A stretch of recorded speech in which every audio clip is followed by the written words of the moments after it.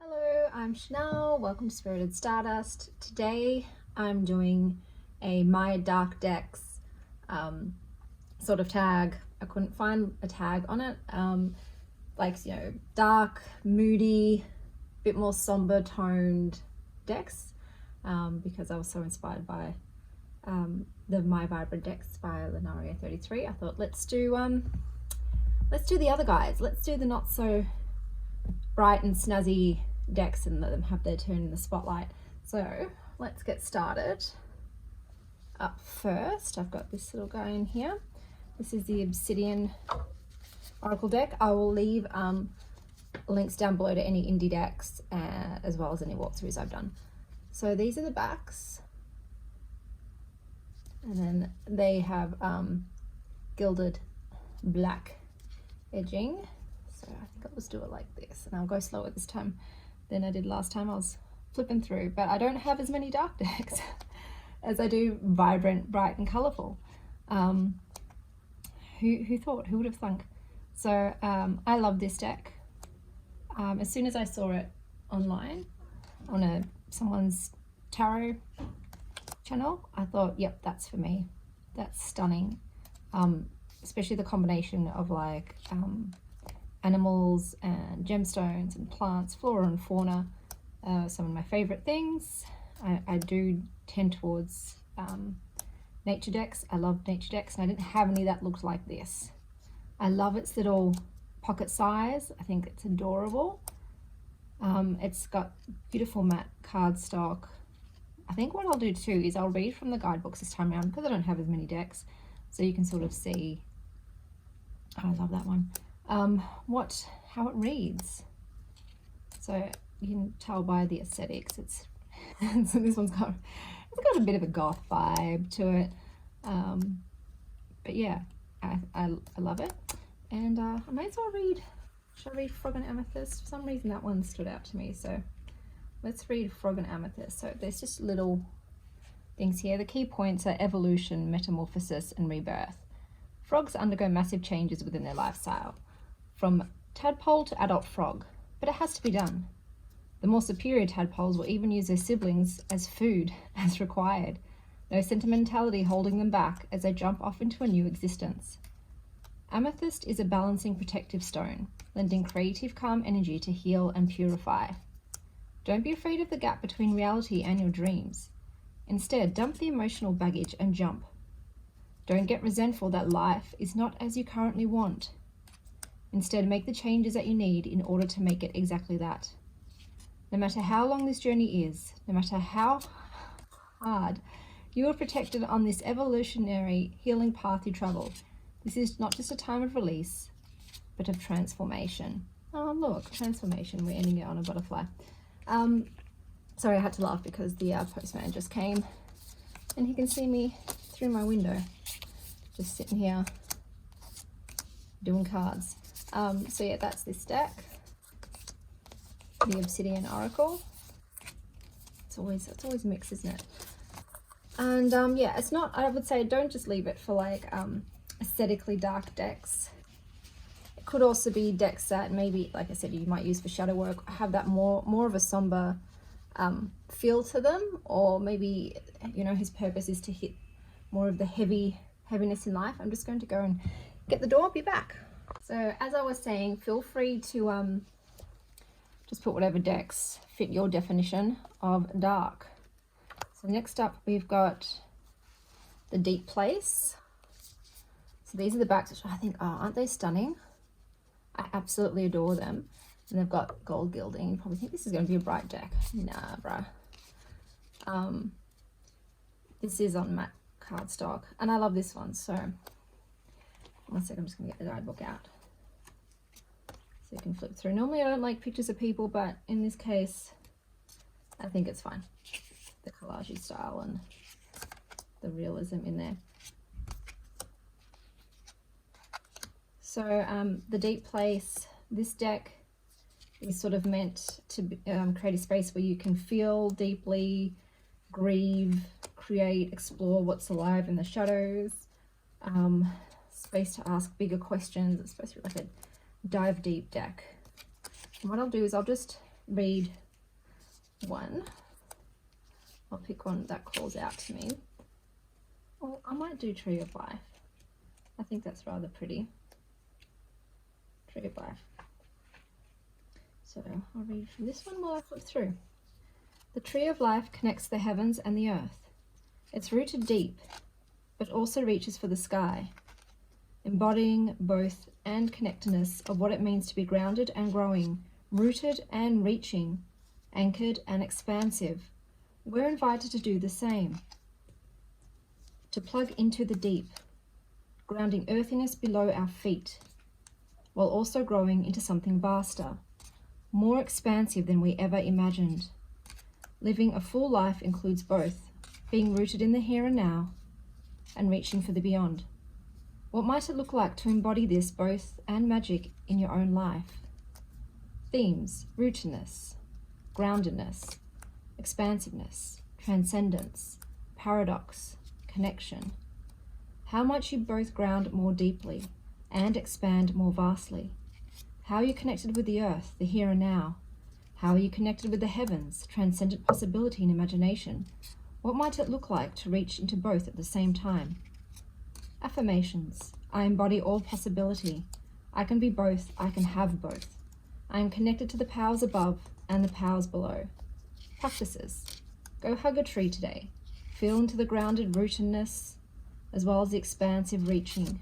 Feel for how these qualities are alive in you too. Take a few deep breaths. Imagine tree roots growing and reaching out into the earth below your body. At the same time, imagine branches growing from your body and reaching for the heavens.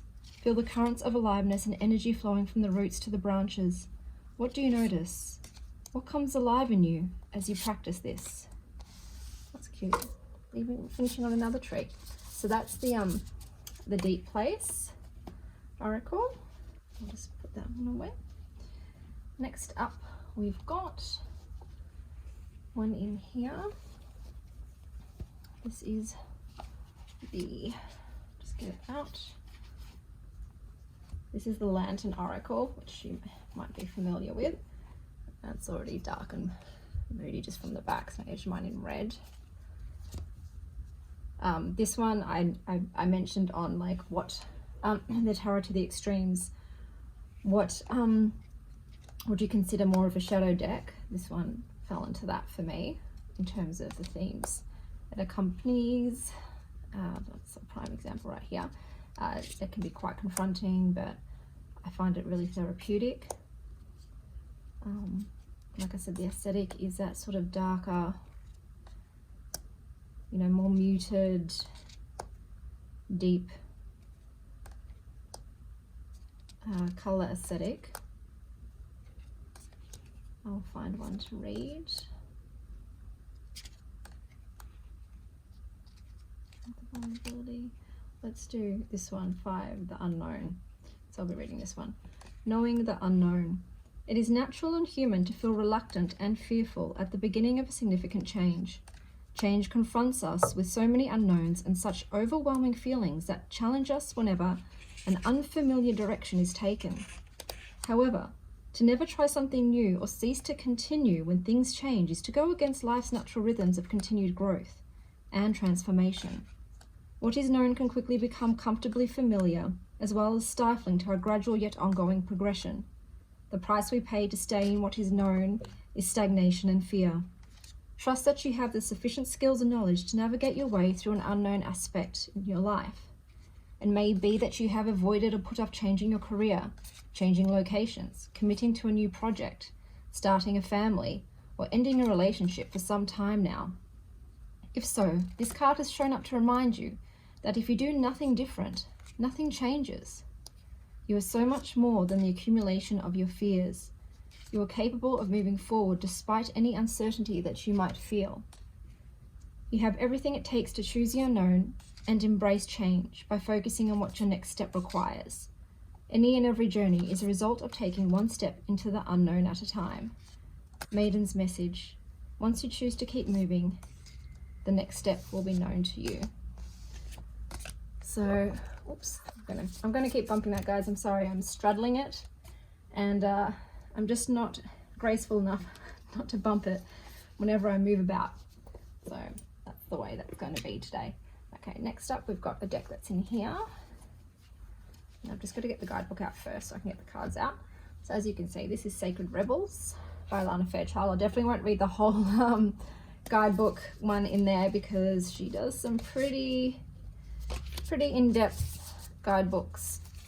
So those are the backs. So you can also, if I've edged a deck in like dark red, you can tell that it's probably going to be a dark deck. Let's be real here. Be the hunter, not the hunted. Against the grain. I'll start reading from whatever the top one is from now on, so I can sort of get through it while you can see what I mean by the moodiness and sort of the darker, more evocativeness of it. So you want birds to be able to fly underwater. You want love to trump power. You want humanity to relate each other as equals and to recognize the sacredness in you and in the world around you. You want to unleash the beauty that hides even in the ugliest of scenes or sentiments. You want to make possible what others say cannot be. You are a radical dreamer, a sacred rebel, and you bring the light to a more positive future of this world. However, this can have its burdens. Deep within you, you may feel that you don't really fit in with the rest of the world. Perhaps your sense of how things can be and how they really are is so different to the smaller minds and more fearful hearts of many others that you will rarely receive for all that you offer. This might make you feel frustrated, thwarted, or lonely at times. The universe so loves you for your unusual take on things, for the quirkiness in you that dares to honor that which is different and renders the impossible possible. You must never ever lose your unusual ways and become dry, serious, appropriate, and conventional, not even for appearance sakes, for you would lose your essence. You are here to show that life is so much more than about conventional success. This oracle comes with a special message for you. You are someone who lives and breathes in the depths of creative waters. You need to lose yourself to the flow of music, nature, dreams, imagination, and fantasy through art, literature, and meditation. Dance and an essential surrender to the sacred waters of the ocean, the river, the lake, or the bathtub. I'll just leave it there. Like I said, her guidebooks are quite extensive. I know you might think, well, this is quite colourful. Like, okay, this one's not. But this deck just has more, like I said, of a darker tone to me, a more really in-depth look at yourself, at your, you know, your creativeness within. It makes me more self-reflective. So a lot of the dark decks tend to be more self-reflective decks, ones that I tend to do a lot more, I say, intense inner work with, so to speak. But yeah, sometimes it's just a vibe, you know. Sometimes it's just a vibe that you get from the deck. Like this is just a darker deck.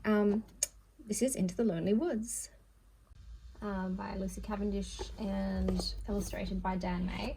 So this is one of those decks where, and once again, even though there might be some bright colours in there, it's got more of a somber tone because of its theme. So it's about loneliness and solitude, being alone, isolation, that sort of thing. So because of that, that's why I would consider it a dark deck. So it's not, like I said, just color wise, it's sort of like what's the vibe of it. So yeah, because yes, also decks that are a bit more, I guess, serious as well, not just all love and light. So I'll read from this one because it's called Find Your Night Self, which I think is fitting. So, we can be different at night.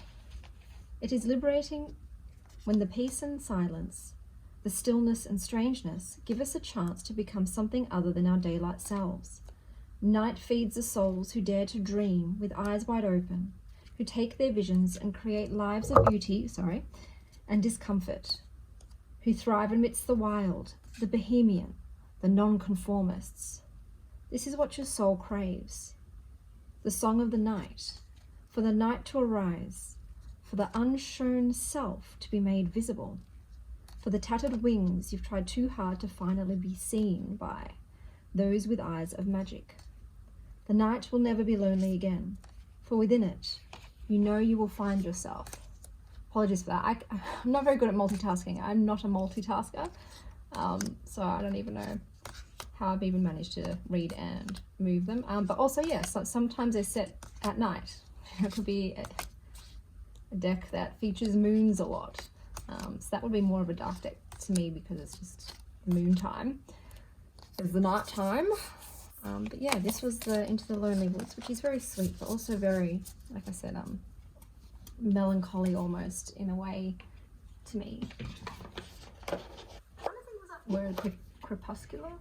I think that means like sort of night, dark. I can't quite recall. My vocabulary is not what it once was, I'm afraid. Okay, so next up we've got this deck, which is very beloved. I've destroyed mine. This is the Magic Medium's Oracle. Oops, Daisy. Which, yeah, you would have heard all about how I tried to edge mine and I ended up getting it all over. But that's okay. I still love and adore it. So this is also, once again, something that is also, well, it's already got a sort of a darker toned color palette, but it's also, the themes aren't exactly like, I'll read this one for you, Damon, are edging a bit more on the occult, a bit more on the, you know, what goes on in the dark, oh God, what lies in the shadows. Shout out to one of my favorite shows. Higher self, an eternal, omnipotent, conscious and intelligent being who is one's real self. You are your higher self. Your body is believed by some to be the physical manifestation of your higher self's desire to experience the human condition. Within it lies your spirit, higher self, and an ego, lower self, and the potential for the two to be expressed.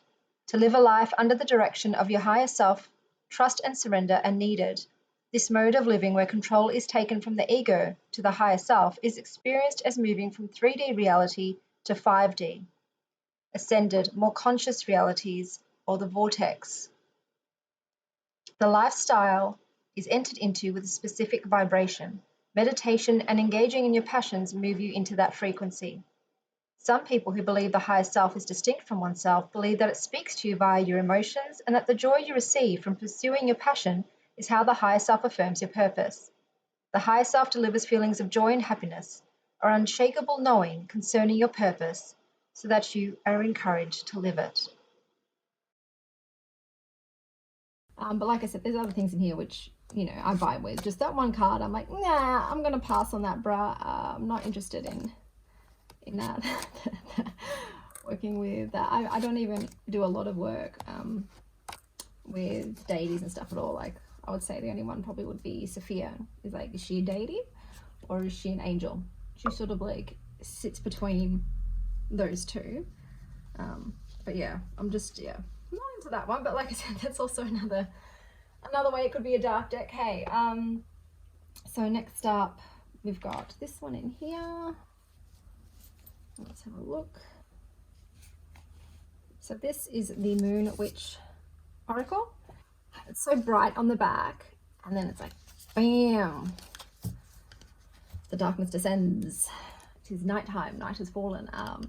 So I'll read Witch's Hat. That's a cute one. I'll just find it. It's not in alphabetical order. Does anyone else, like, does that irk anybody else? When they do it according to categories, great, but like, I hate having to look it up. Something that just grinds my gears a little bit, especially as a librarian. I like good index. All right, express yourself, share your gifts with the world. Self-expression is a crucial part of living a fulfilled and meaningful life.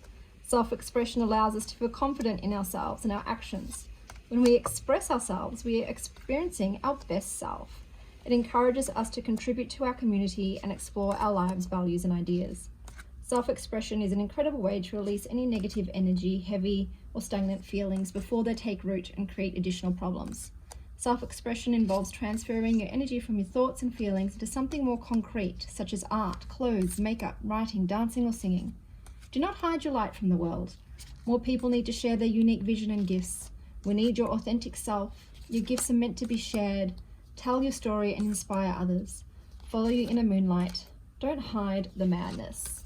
I find too that tends, besides like Everyday Witch, there's a few exceptions, but a lot of the witchy decks tend to be a little more dark, I guess, I would say. That's just what I found personally. So next up, we've got this one here, which is the True Black Tarot. So these are the gorgeous backs. And then once again, the black, the matte black. Oh, I just love this deck. Why do you have to do the grinding now, sir? Sir, please. Why? Yeah. So this is just so evocative to me. It is stunning.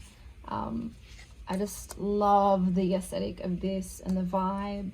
It's very, you know, shadowy and sort of obscured, with just that narrow beam of light and focus on the card. So all of your attention is drawn to it. I'll just read anyone. I'm going to read the Death card. End, evolution, change, and mortality. A hooded man stands before a large, mysterious gate. His posture is strong but passive. As the gatekeeper between worlds, he holds a great key. As a ferryman for those whose time has elapsed, he clutches a skull. The figure stands above an endless field of blood, the stuff of both life and death. In tarot, the Death card is commonly taught as a synonym for change, the end of one chapter and the beginning of another, rather than a physical death. It can indicate the end of a relationship or project. And while experiences, mindsets, and settings are likely to come and pass more often than permanent death, it is inevitable that the fundamental fear in life must be addressed.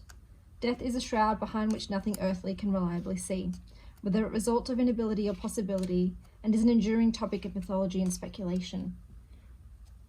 Glimpses and flashes are purported as depicted here.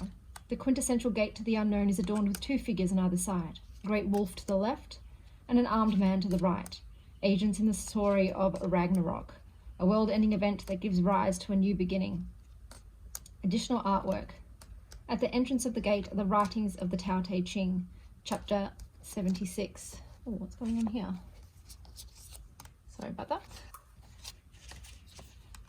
It is a foundational text for Taoism. At the entrance of the gate, in this entry, the writer Lao Tzu explains, trees and plants, in their early growth, are soft and brittle, at their death, dry and withered. He likens life to flexibility and death to rigidness. If a being is to truly live, they must be, here's a card right here, they must be willing to grow, change, and experience. To cease these activities is to invite true death. So I also find, I forgot what I was going to say now. I had something to say, now I've forgotten. Oh well, if it goes into the ether, it's gone, it's gone. It is gone. So that was the True Black Tarot, which is probably the epitome of like a dark deck for me. Next up, we've got this one, which I know some might think, oh, that's not dark. This is a, oh god, I always forget what it's called. It's Mystic Midnight Oracle. So it's called Midnight. And the backs are black with that gold moon and sun. I love matte gilded edges. So this is just dark, very dark jewel tones, you know, with dark clouds. I'm just going to read anyone. I will read Awakening. Absolution, judgment, inner calling. An awakening interest may lead you to your inner calling. Let go of your past as the future welcomes personal growth and change. Self-reflection is essential while you place judgment on your past actions and decisions. Are there changes that need to be made so you can better follow your calling? Are you following the same patterns and in need of a change of course? Absolve yourself from guilt. Forgiveness is not just for others. With forgiveness comes release, the release of your punishment and the release of your hidden potential. The future is not set in stone, and it's never too late to make changes that can better your future. Trust your intuition during your awakening. Something remarkable may be in store for you. So this is like a elemental / astrological deck. So that's an example. It's very like simple in its illustrations, and like I said, it's got a limited color palette with just some dark blues and purples and pinks. But yeah, I quite like it. Definitely embodies that midnight feel, that celestial feel, which naturally feels dark to me. All right, next up we've got Nocturna, which means night. And voila. There you go. One deck, dark and moody and evocative, and yeah, that will be this one. So I'll just read any.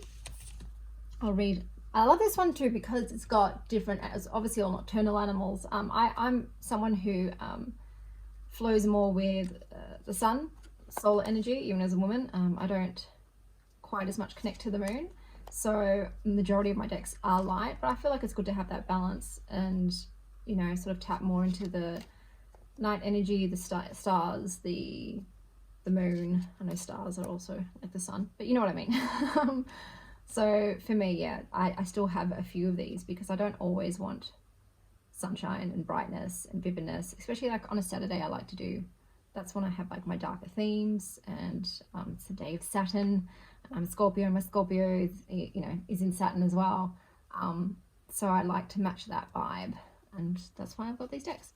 Anyway, Weeping Willow, Salix babylonica, sorrow, grief, flexibility.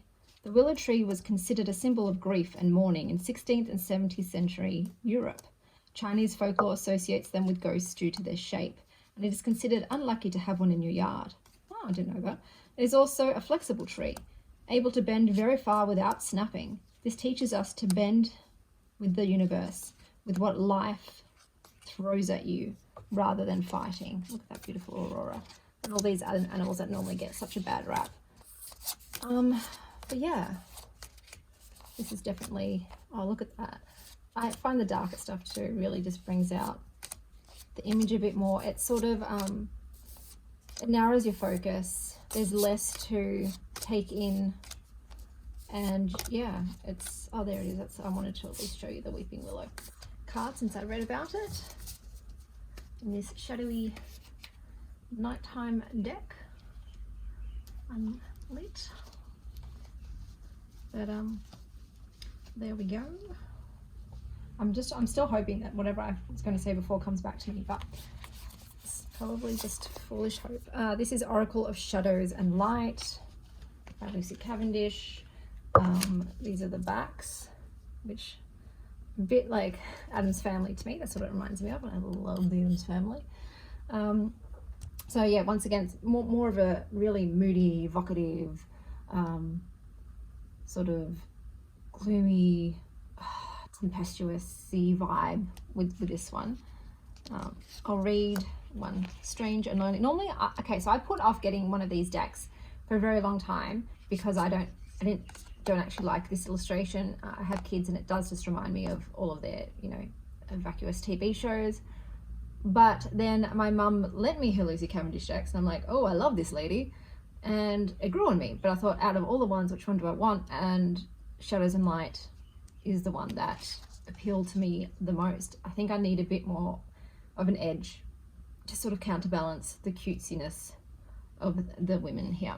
So I'll read Strangely Lonely. Oh, look at this one, that's stunning. Message, holding on way too tight. About Strangely Lonely, this sweet and defiant being holds fast to her Celtic cross, clutching her belief systems, because without it she's not sure who she truly is. Perhaps it was given to her by a beloved. Perhaps it represents her family, a loved one, or aspects of her soul.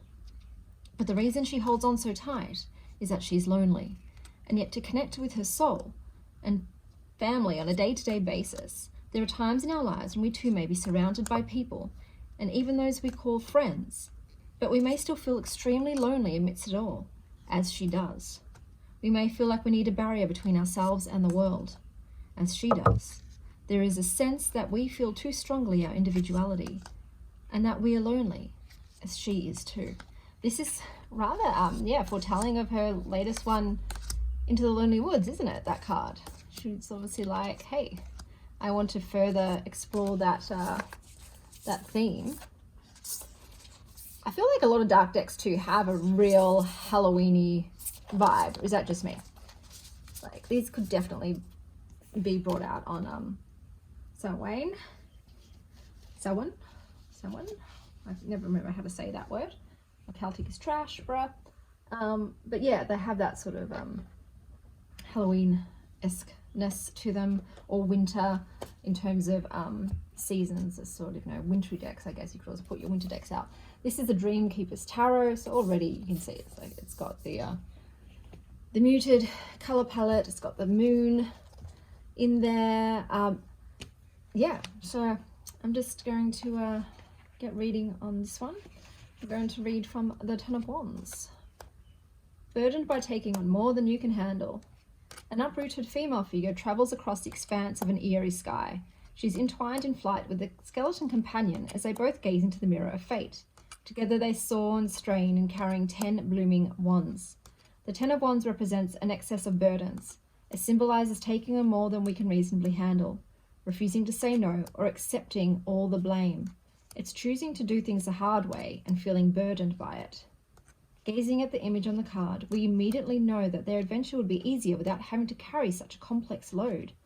Yet they continue on, arms so full of wands that they are ready to stumble to the ground at any moment. This card represents burdens that can be physical. Look at that darkness of that one, Jesus. Headless with a full on, man. Mental, physical, emotional, and often self-imposed. Wands are an energetic suit, symbolic of fire, suggesting that this particular burden is so great that it is in danger of sapping one's life force. So this is, like I said, a lot more mellow in terms of the color palette, but the images themselves, I would not call them, oh, here's a Ten of Wands, oh, how lucky, how fortuitous. I would call the pictures, yeah, a little confronting, a little in your face, a little darker in terms of the depictions, you know, a lot of skeletons, a lot of headless people, things that might frighten some. Could also be, you know, another genre for the dark deck. This is the clearance, Broadbent Sisters clearance cards. And these ones I've put in here because they are all a dark, limited color palette. And it's just the energy. I wouldn't say it's, you know, gloomy, but it's, yeah, it's, I don't know, just from the images, it's a bit eerie as well. That's the word I'm looking for. Light a candle. I'll read that one. A candle illuminates what is directly in front of you. There are infinite passageways out of the caverns of despair. Love is closer than you think. Make choices based on attraction instead of aversion. Joy instead of fear. The candle we light must be one of self-reflection. It means being vulnerable and putting down our filters. It means showing up with our heart lit and understanding that rejection is ultimately not personal. Waiting is not just living. Just take one small step in front of the other, seeing all of the signs with your own. Lit candle, your own heart. That is truly living. Then you can be proud that you risked yourself for love. Not everyone is brave enough to put themselves out there with the possibility that it will not be returned. You have opened your heart for the greater compassion. No loving is ever fruitless. It will give you much more awareness and curiosity next time. They've also got a reversed, meaning you've lit a candle for love that's been blown out by another. Unrequited love is painful, but can lead you on a journey to loving yourself more. Do not be too hard on yourself. Risking for love is the best risk you can take. A broken heart leads to greater compassion for yourself and others. The perfect glass heart begins to crack and break off into shards. After what seems like forever, this slow breaking of the glass heart transforms into a prism. Heartbreak enriches us and creates a space for more colors to shine through when we begin the process of healing. It's time to relight the candle for yourself and to begin to attract those who can see your authenticity shine. So like I said, like all these decks have their place and their part to play. And not necessarily all of these ones are what I would call shadowy. Some are though. Some do, like I said, delve into more of the intense emotions of the human spectrum. But yeah, I adore them and I'm glad to be showing them today. I keep thinking of all these thoughts to say and then they go. They just flutter in the breeze like a blown dandelion. This is the Alchemist Garden. You might think that's not really dark deck, but for me it is. It's like it's got that agedness to it. I've just realized I've forgotten the guidebook. I'll be right back. And here we are. I'm going to read from the Two of Wands, which they've used the keyword vision and the God, how do you say that word? Claviceps purpurea. So that's what I'm going to read. This world is naturally fascinating. Take a trip into new possibilities by exploring the scope of your excitement a little more. Look a little harder and find what sparks you. Push the perimeters of your consciousness, extending the wonder of your being. Those who perceive no limits perceive no obstructions. This is a place to inquire into your intentions, to see the unseen, exposing the truth in proportion to the clarity of your spirit. Organize your experiences and decide if you want to reconsider your motivations or set them in motion. By polishing your vision, you will bring out the essence of what inspires you. Something emerges when a concept is being visualized. This active contemplation is what amplifies it into something that the spirit can bring into action. Connect with your passion and purpose, persevering until you find a way to manifest your dream. Trust in taking the necessary steps to advance the development of your character. You manifest what you nourish, with the ideas you're growing in the pastures becoming the crop you reap. The fungal organism feeds on ryegrass by replacing kernels of the fruit with small black masses of mycelium. It is a potent vasoconstrictor, with excess consumption causing egotism, a disease also known as St. Anthony's fire. This sclerotia has high levels of ergotamine and is an important precursor in the synthesis of lysergic acid diethylamide, LSD. It is believed to have been involved in the Eleusinian mysteries, an advanced Greek psychedelic cult. Okay. It's rumored to have had an effect on hysteria surrounding the Salem witch trials. Interesting. I love this deck for that. I learn so much new shit every time I read it, and then that like spurs its own curiosity. Now I'm like going to read about this plant and the Salem witch trials. I'm going to go down that hole. So this is my dark decks for that too. Like in the guidebook, they don't shy away from the darker side of human history and the uses of plants that have maybe been associated with that, you know, the life and death cycle as well, which is just part of life, you know, the yin, the yang, the light, the dark, all that jazz. Next up, we've got, I think this is the last one I'm going to do, yes. So this is the Wild Unknown Alchemy by Kim Krans. As you can see, it's very evocative and mysterious and enigmatic, those backs. And then these are the fronts. And I put this in my vibrant decks because it does have vibrancy to it as well. But I also think it has the darkness as well. I'm just going to try and find this one. It's just really hard to find shit in this in this index. Like, look at that. I struggle to read this font. I don't know about anybody else, but some fonts just, my brain just goes, what is this? What are these symbols? These unknown symbols I have never seen before in my life. But yeah, I'll eventually get there. So let's read this one. I'm not going to turn these around. You guys are just going to have to figure it out. Are they all this way though? Okay. I have to eat my words immediately. But look at this. Oh, how like gorgeous is that? That is stunning to me. That is just a goth girl's dream. Gorgeous. Okay, so I'm reading Solutio Dissolution. Surrender, dissolving, formlessness. Solutio is the great alchemical operation of the water. It represents the form becoming formless, that which is solid dissolving into liquid. In many alchemical texts, it is the first operation and summarizes the heart of alchemy as in the axiom solve et coagula, dissolve to unite. For our purposes, it is important to know that solutio involves a dissolving of definitions, identities, and labels. The strongholds of the ego drown in the emotional realm of water. This operation is humbling and disorienting, and oftentimes feels as though the self we knew has disappeared. Who are we now? How will others describe us? When these questions are afoot, the alchemical magic of solutio is underway. By surrendering to the waves, we reunite with the primordial essence and return to our deepest self. It said to watch the movie The Shape of Water. God, can you get any more dark and somber and dangerous and magical than Guillermo del Toro? Like, all of his films would all be in the dark decks segment for sure. I love all of them. I love also Special Place Hellboy. That was one of my favorite movies. The Sound of Rain is what they say to ponder. Much like our emotions, we are always in motion, and it requires us to let the tears flow, to soften the edges, to soak in the healing waters of our feelings. This card appears with the Drowned King. Take note, both indicate the ego is ready to be surrendered to something greater than itself. Hang on for the ride. Ego dissolution, eh? tough ride. But yeah, look, the void. So yeah, this has been fun.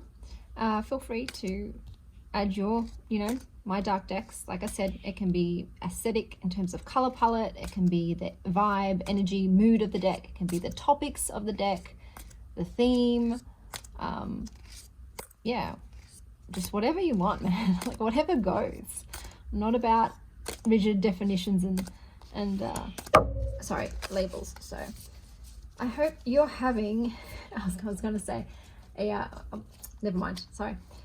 Apologies, my mind goes a million thousand places. I hope you're having a whimsical morning, afternoon, or evening, wherever you are. And as always, stay wild, Star Child.